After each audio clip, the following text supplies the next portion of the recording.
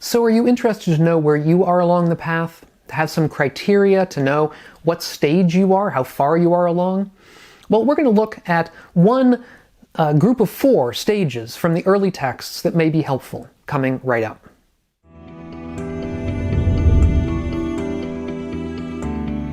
I'm Doug Smith of the Online Dharma Institute, that's onlinedharma.org. If you're new to the channel and interested in living a wiser and a kinder and a calmer life, consider subscribing to the channel. And if you want to receive notifications, click the bell down below. I've been told by people on YouTube that helps to receive notifications when I make new videos.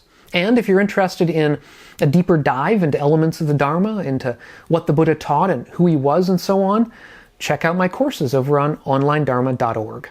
So I've just done this video, the whole video, and then realized that I had my microphone turned off, so here I am doing it again. I hope that I'm not too tired that I'm not making sense or something. I'm probably going to be a little more tired, but anyway, we'll try to figure it out and see how it goes.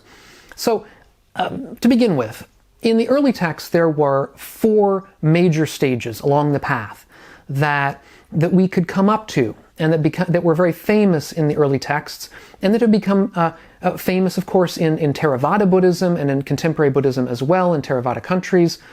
These are known as stream entry first, once returner is second, non-returner is third, and Arahat is fourth. And we're going to go through these in order and talk about what might have been the history behind these, how they developed, given an important paper by a scholar that came out recently. And as we may have been understanding from the names of these, they have to do, in a traditional understanding, with rebirth. Particularly, rebirth is really central to them. But I'll argue at the end that there is a way of looking at them in which we don't necessarily need to deal with the rebirth issue. We can use them in other ways to be helpful to us. There are ways in which these are helpful and ways in which they're less helpful. And we'll get to that at the end. But to begin with, the first of these stages is called stream entry. And this involves the giving up of, at least again, a traditional understanding that's come down to us today, the most popular understanding. This involves the giving up, the relinquishing of 3 what are called fetters, 3 of the lower fetters. And fetters are these attachments that we have to samsara, to the world, that keep us bound to samsara, bound to rebirth, if you like. And these are the fetter of identity view, the fetter of clinging to rites and rituals, and the fetter of doubt.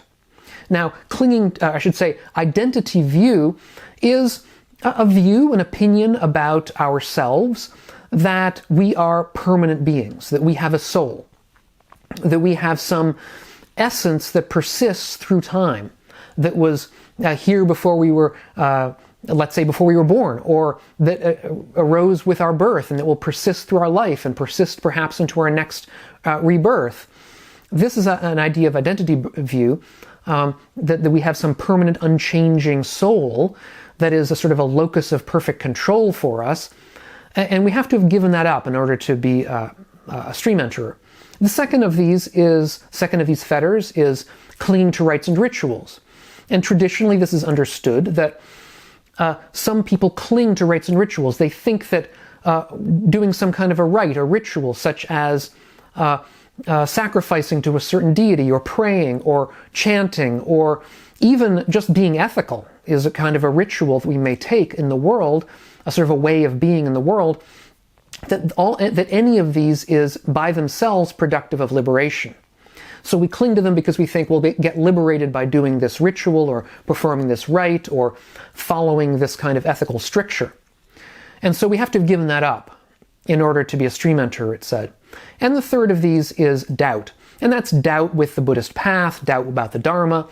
And again, if we have doubts, we're not a stream enterer. A stream enterer is for people who've overcome these doubts and have confidence in the path that they're on. Now, there are ways of understanding stream entry in which it is relatively easy to attain, and there are also ways of understanding stream entry in which it's relatively difficult to attain. And even if we look at the traditional understanding with these 3 fetters, we can see that there are, depending on how we understand these, it could either be easy or hard. It could certainly be easy if, if we have if all we need is a kind of intellectual understanding. We understand that there isn't a permanent self. We sort of are confident in the Buddhist Dharma. We don't particularly believe in rites and rituals, so, therefore we're a stream enterer. However, in certain of the early texts, it seems to be implied that to be a stream enterer, we have to have what's called the awakening of the Dharma eye, or to be more specific and clear, we have to have a direct awareness of awakening. We have to have seen awakening for ourselves. We have to have a momentary awareness that awakening is possible through having actually experienced it. And it's said that momentary experience of awakening will dry up our doubts, of course, because we don't have any doubt. We've seen it already. It will, of course, dry up our identity view, because if we had an identity view, we wouldn't have this experience. And it will end our clinging to rites and rituals, because we will understand that it was not rites and rituals that got us this experience, but something quite different. So, on that understanding, being a stream enterer is quite difficult, because to have a direct experience of awakening is really quite an advanced ability. Now, the scholar Joy Manné has a paper that came out a few years ago that looks at these 4 stages. And it's her paper that I'll be relying upon for at least a potential reconstruction of the history here. And Joy Manné points out that if you look at the early texts, there are also some texts that have a slightly different take on what stream entry is. In particular, in a few places in the early texts, stream entry is defined somewhat differently than the definition I've just given. That is to say, the Buddha says that to be a stream enterer, what you need is faith or confidence in the triple gem. That is to say, the Buddha himself as an awakened being, confidence in the Dharma, confidence in the Sangha as something to follow, the monastic Sangha. And fourth, you have to be ethical, which means you have to follow the 5 precepts, which are relatively straightforward: not killing, not stealing, not lying, not committing sexual misconduct, and not abusing intoxicants. And so the Buddha says that, if you want to be a stream enterer, you have faith in the triple gem and you behave ethically. And indeed, in one of these suttas, the Buddha is talking to a layperson. And this layperson says, I don't have time to learn the Dharma. I don't have time to listen to all the talks of the Buddha. I have a family, I have a business, I enjoy going out and entertaining myself at night, which is perfectly fine for a layperson. But he's talking to the Buddha and he says, well, given my busy lifestyle, how is it that I can become a stream enterer? Or is there a way for me? And the Buddha says, yes, if you want to be a stream enterer, just have confidence, have faith in the triple gem, Buddha, Dharma, and Sangha, and behave ethically. That's enough. And in a different sutta, the Buddha says that all you need to do to be a stream enterer is to have faith in the triple gem again, and to be generous, to donate to the Sangha, to worthy people, to be open-handed with your friends and family, not to be tight-fisted, not to be stingy. And if you are generous and open-handed and have faith in the triple gem, that you are also a stream enterer. And I think we'll notice something of a tension here between the first definition that I gave of stream entry and these definitions. In particular, in the first definition, we saw that to be a stream enterer, you have to relinquish attachment to rites and rituals. And among these rites and rituals is understood to mean things such as behaving ethically on its own. You have to understand that behaving ethically on its own is not by itself productive of liberation. Which is not to say there's anything wrong with that. In fact, you need to behave ethically in order to progress along the path, but it itself is not productive of liberation. We have to give that up. Whereas on these understandings of stream entry, being ethical is part of what it is to be a stream enterer, indeed a central part. It's just that and faith, or that and confidence, if you like. And so Joy Manné calls these latter definitions of stream entry the belief and practice formulas. So there's one formula that involves giving up the 3 fetters, the 3 lower fetters, and there's this other formula that involves belief and practice, that all you have to have is faith and ethical practice. And it's Joy Manné's opinion that the belief and practice formula was probably earlier, that it came earlier, that originally, basically, being a stream enterer meant something like being a convert to Buddhism, taking upon Buddhism as an item of faith or as an item of confidence, and behaving more or less well. In other words, it wouldn't be enough just to have confidence in the Buddha or faith in the Buddha and the Dharma and so on, and be around killing people and lying and stealing. That wouldn't be good enough. You had to be a relatively upstanding member of society as well as having faith. That was enough.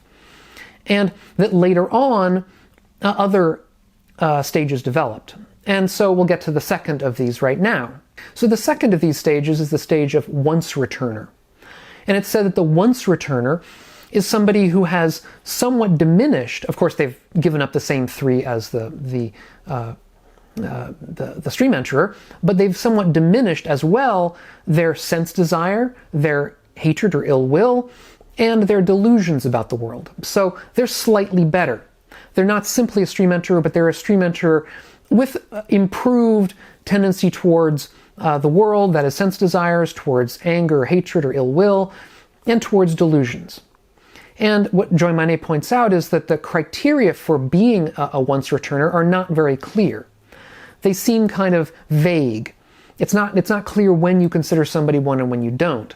And she thinks, as a result, that this may have been a later idea that came up as, let's say, people were converts, but they were pretty far along the path. They were not getting angry very often. They had a much lower tendency towards sense desire. And it seemed sort of unfair that if a person like that died, that they would have to go back into the samsara for an uncountable number of lifetimes in order to raise back up to the same kind of stage in the future. So it was this idea that such a person would return once to this world, to the sense world, before becoming awakened. They would return at most once. So that they were basically guaranteed of having a relatively short path to awakening once they had given up the lower fetters plus this having attenuated the other three, these other three that I mentioned. I should also say parenthetically that the stream enterer is understood traditionally to have a maximum of 7 lifetimes until they are going to be awakened. So that once you attain stream entry, it's understood that you will be reborn a maximum of 7 times, again, traditionally. Whether this comes from the early texts, I'm not exactly sure. Joy Manné doesn't really talk about it, except to note that in many of the traditional places that you find discussions of stream entry, you don't hear about this. But be that as it may, the third stage is the stage of what's called non-returner. And to be in that stage, it's said that you have to have obviously given up the first 3 lower fetters of the stream enterer, plus 2 others. You have to have completely given up sense desire and ill will. And these 3 plus 2, 5, are known as the 5 lower fetters. That is, the fetters of identity view, the fetter of rites and rituals, clinging to rites and rituals, the fetter of doubt, the fetter of sense desire, and the fetter of ill will. These 5 what are called lower fetters are the ones that the non-returner has given up. And since they no longer have attachment to sense desire, they're no longer attached to the sense sphere or the sense world.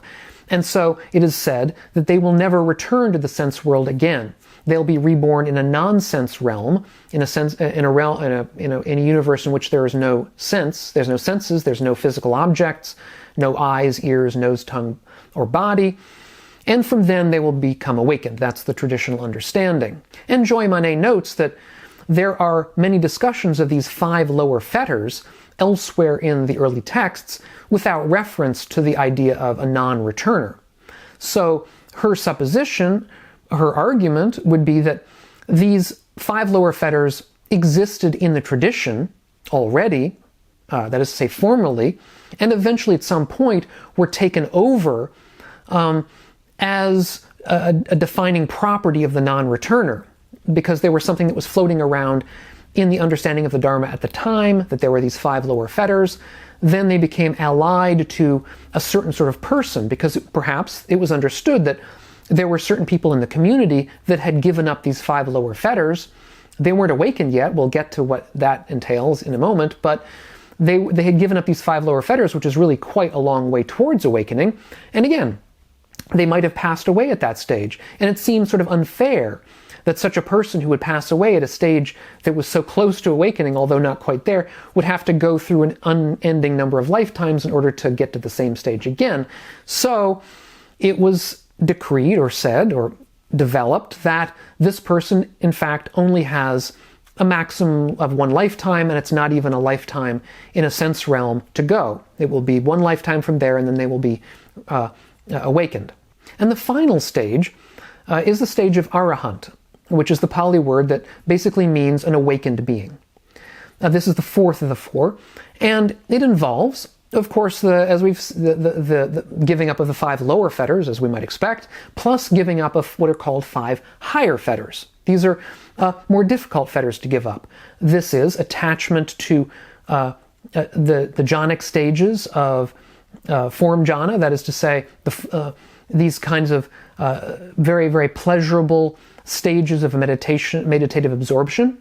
That's one sort of attachment we're giving up. The second would be attachment to the formless realms, formless attainments, which are also very pleasurable in a sort of a very heightened sense of pleasure, kinds of stages of meditative absorption. I mean, it's a question as to whether we call these pleasures or not. I'll leave that question aside for now, but the point is that there's something that we can become attached to in a very subtle way. So it involves giving up that attachment. That's the second. The third is what's called the conceit I am. And the conceit I am is different from identity view. It's a much subtler kind of notion of I. And I have a video on this. I'll put a link to it up here on the screen, where I try to distinguish between them. The conceit, I should say, the identity view is a view. It's an opinion. It's a kind of an intellectual understanding of what we are as a person. Whereas the conceit I am is more of a sort of internal feeling that tends to orient the world in terms of I and not I, that sort of sees our actions as stemming from a kind of a central source, an I. And that kind of conceit, or also involving conceit as a comparing mind, that kind of conceit is the third higher fetter that is extinguished as we become awakened.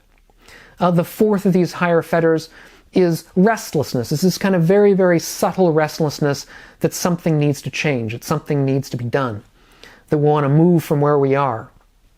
That is extinguished. And the fifth is ignorance, the final little bits of ignorance that constitute ignorance about the Four Noble Truths, not as an intellectual understanding, but as a lived reality, that we now see the truth of them for ourselves because we have become awakened. That's the idea.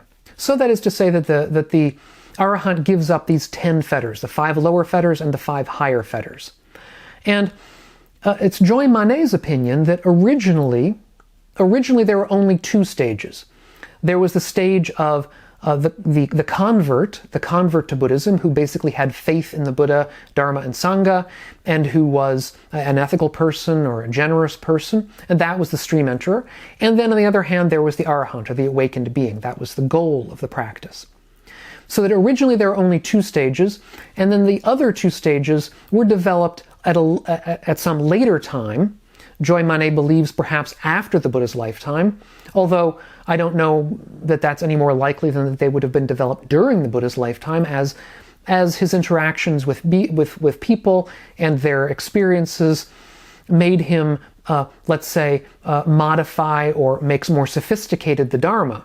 Manné says that she thinks that perhaps one of the reasons that these middle 2 stages were developed is because of perhaps arguments or discussions with people who were non-Buddhist. People who were non-Buddhist might have expected or wanted there to be measurable, definable stages along the path. They might have asked, let's say, practitioners of the Buddha Dharma, how do you know where you are? How do you know you're making progress? How do you know that the stage is really useful if you haven't attained awakening yet?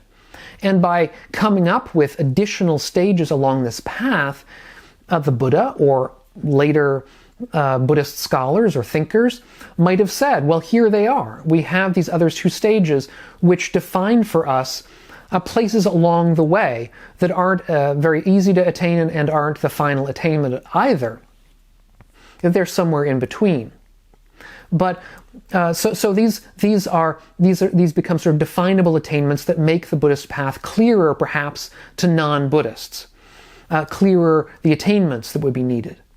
But also, Joy Manné points out at the end of her paper, and I think this is really important, that by creating these new concepts, these way stations, these guideposts, they can be helpful, but they can also be harmful. In particular, they can be harmful because they become items that we can cling to, items that we identify with, items that we strive after in a non-helpful way. They can be items of conceit, that we think that we're better than others because we view ourselves as having attained one or another of these. Or arguments of dispute with other people, where someone says, I've attained such and somebody says, no, you haven't done X and Y, and I have, and so I'm better than you. These are elements of what the Buddhist practitioner, scholar Chogyam Trungpa called spiritual materialism. And I have a video on spiritual materialism that I can put on the screen here in case you're interested. But basically, it's an idea that we can sort of go off the path in a spiritual path by becoming materialist about it, by thinking of it as the sort of thing that you achieve and hold on to and identify with and puff yourself up about, and that it becomes an item of increasing our ego rather than learning to extinguish our ego in the longer term. Now, as I say, in a traditional understanding, rebirth is critical to understanding the differences between these four stages. I mean, it's in the definitions of the stages, once returner, non-returner, having to do with how many rebirths we have. And that's fine. But my own feeling is that there's a way of finding these useful to our practice without necessarily dealing with the issue of rebirth at all. And hopefully without becoming spiritual materialists either. And that would be to look at the differences between the different attainments. In particular, between the lower fetters that are given up first, the lower fetters that are given up second, and the higher fetters. And to see that there is a distinction between these. There's a kind of a gradation of difficulty. That certain fetters are easy to give up, or let's say easier to give up. Other fetters are harder to give up, and still others are extremely difficult and only will be given up at the very end. And so, if we have a sense of where we are in the path because we have certain fetters, then we can say, okay, those are the ones I should be dealing with. I should be dealing with identity view. I should be dealing with giving up rites and rituals, or giving up attachment to them anyhow. I should be giving up doubts by trying to understand the Dharma. Or if we think we're past those, then perhaps we should be trying to work on our sense desire and our tendency towards ill will. Or if we're past those, which would be pretty amazing, then we should be working on the 5 higher fetters. And I say this because I think a lot of us dive very deeply into the Dharma and get very, very interested in attaining awakening as soon as possible. And so we skip over the 5 lower fetters and think of ourselves as as dealing with the 5 higher ones first. Worrying about the conceit I am, worrying about attachment to jhana. When in fact, we're dealing with ill will and we're dealing with sense desire all the time. And I think that gets the cart before the horse. And it would be well to use this idea of a gradation of stages along the path to help us to understand which ones we should be dealing with first. Because again, if we're getting the cart before the horse, we're not going to be practicing with the most efficiency or what we should be practicing. Because if we're practicing on the conceit I am, while we still have sense desire, we're certainly not gonna, according to this scheme anyhow, we're not gonna overcome that conceit anytime soon, because we still have more basic things to deal with. And I would submit that probably for most of us, sense, desire, and ill will are really going to be the heart of our practice, because they're difficult to achieve or overcome, particularly for those of us who are in the sense realm all the time, because we are lay people. We have jobs, we have families, we have an interest in entertainment and so on. So I think that's a way to using these wayposts as a guide rather than as potential spiritual materialism or something to cling to. If you find that useful, though, check out my Patreon page and think about helping out the channel, because without you guys, it really would not be possible for all of this to be done. It takes a lot of us. It takes a village. It takes a sangha. And so if you're interested in this, check out my Patreon page. It's linked down below, and see if you can help out and join our community. And meanwhile, I hope all of you will be well.